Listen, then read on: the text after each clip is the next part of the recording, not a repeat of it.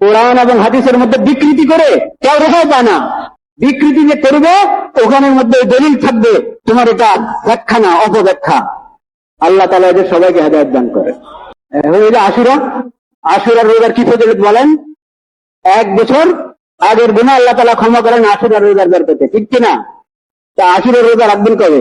এই সমস্ত পণ্ডিতের কথা হিসেবে তো আপনি খুলেন, স্ট্রোনমির হিসাবে ওনার ক্যালেন্ডার দেখেন, তা আপনি বলবে যে 1 দিন আগে না 2 দিন আগে রাখো।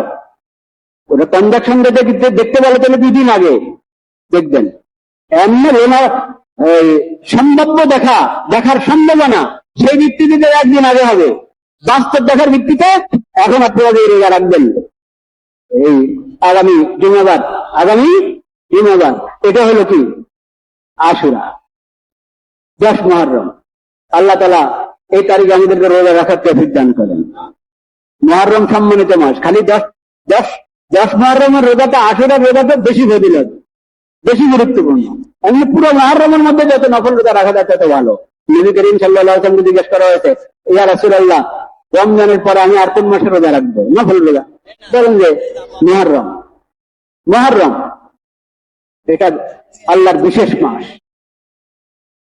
শাহরুল্লাহিল মুহররম। এই মাসে বেশি নফল রোজা রাখবো, বিশেষ করে আশুরাটা আমরা রাখবো। আর আশুরার মধ্যে নিয়ম হলো 9-10, কিন্তু আশুরা 10 তারিখ, কিন্তু সঙ্গে 9 তারিখ মিলিয়ে রাখবো, তাহলে আরো বেশি সওয়াব হবে। আল্লাহ তাআলা সেই তৌফিক দান করে। আশুরা মুহররমের 10 তারিখে কোন কুসংস্কার, কোন বেদাত, কোন জাহেরি নিয়ম নীতির পিছনে আমরা করবো না। বুঝতে পেরেছেন?